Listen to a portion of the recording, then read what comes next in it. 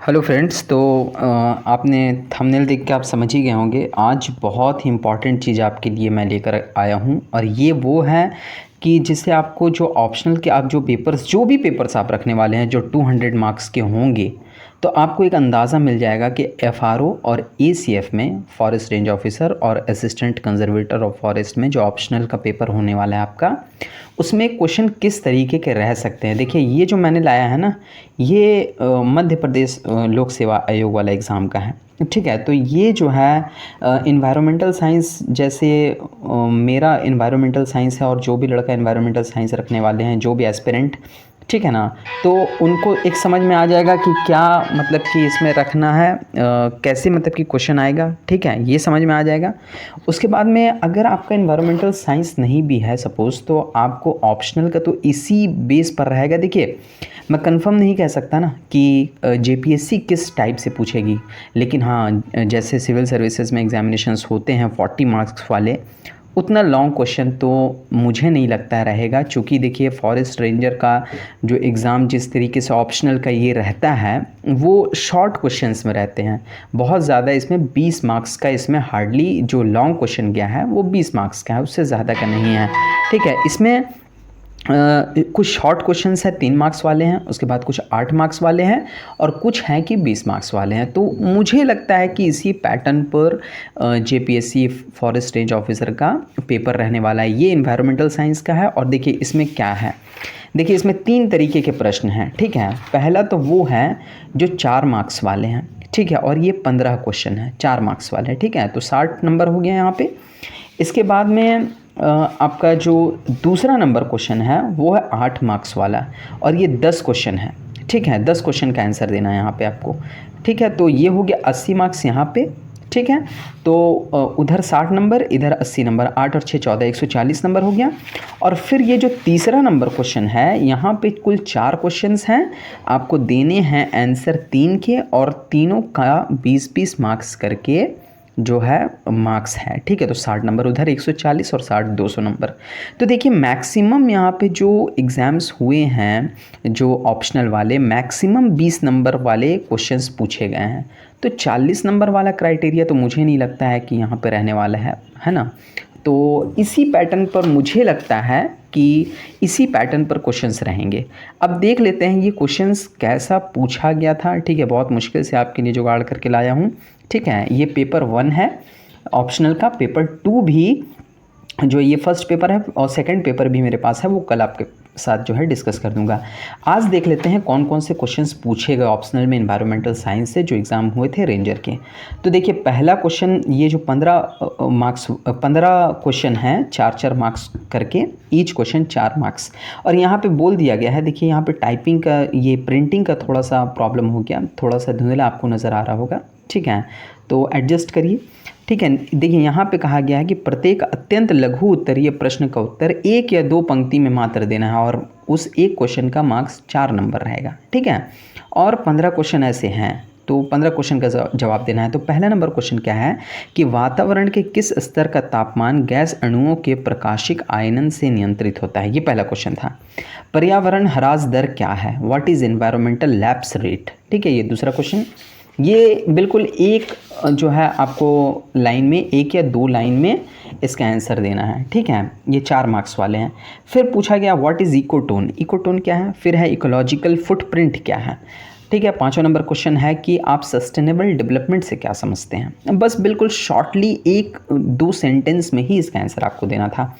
ठीक है, इसके बाद क्वेश्चन है पारिस्थितिकीय अनुक्रमण पद को परिभाषित कीजिए, define the term ecological succession. ठीक है, इसके बाद क्वेश्चन है कि लुप्त प्राय एवं स्थानिक जाति क्या है।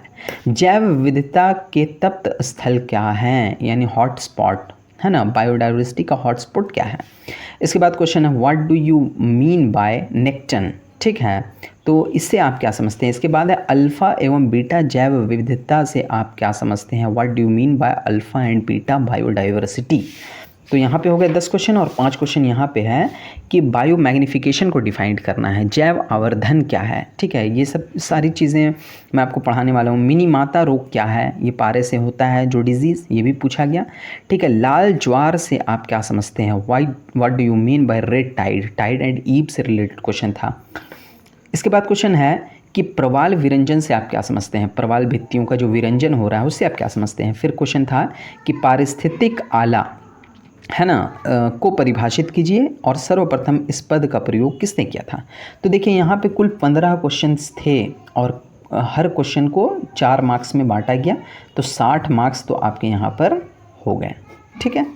इसके बाद दूसरा नंबर क्वेश्चन है जो कि 8 नंबर करके हैं। एक क्वेश्चन का नंबर कितना है टोटल, 8 मार्क्स, 10 क्वेश्चन का आंसर देना है और इसमें आपको बता दिया गया है मैक्सिमम 100 शब्दों में आपको आंसर देना है, 8 मार्क्स वाला, ठीक है।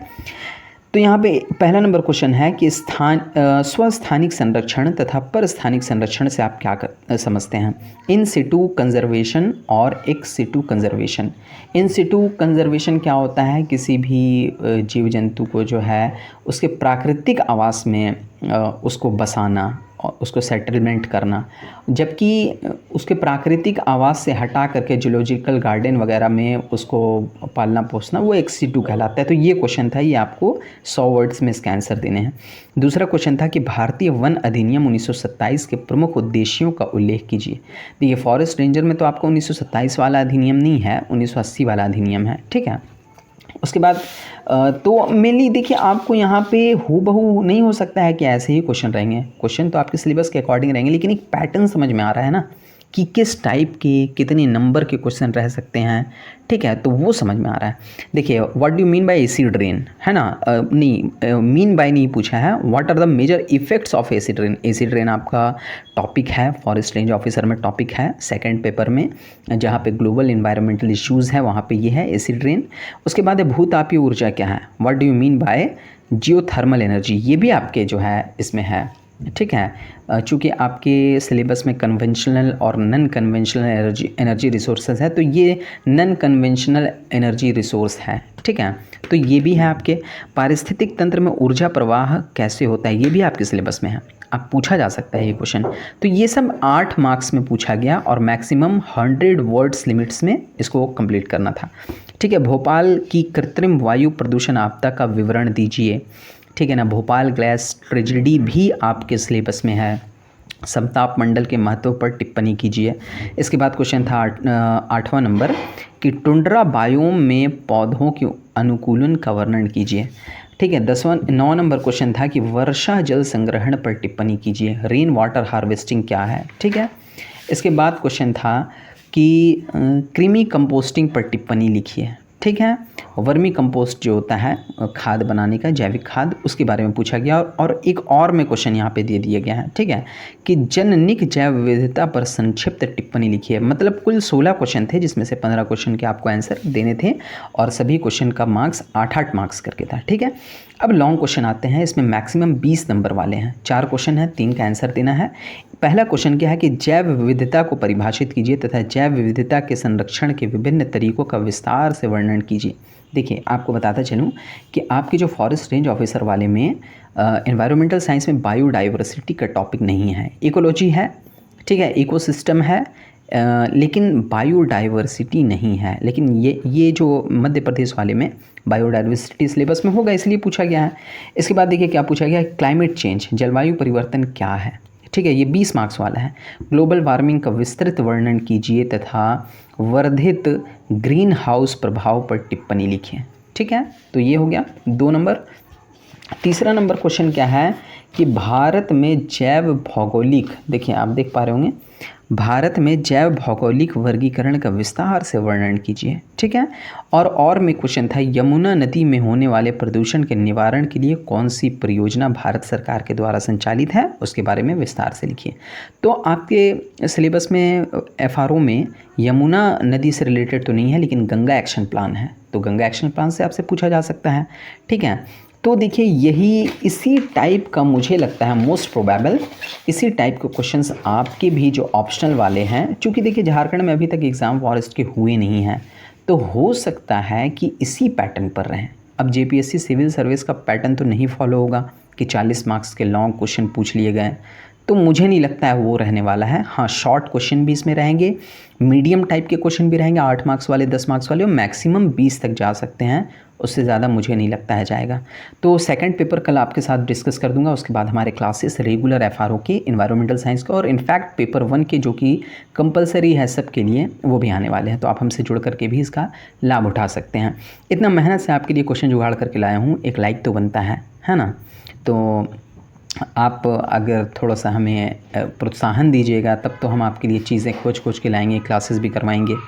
तो एक मोरल सपोर्ट भी ज़रूरी होता है, ठीक है। तो मिलते हैं किसी नेक्स्ट वीडियो में, आज के लिए इतना ही। Thank you. Please subscribe, please share, and please like.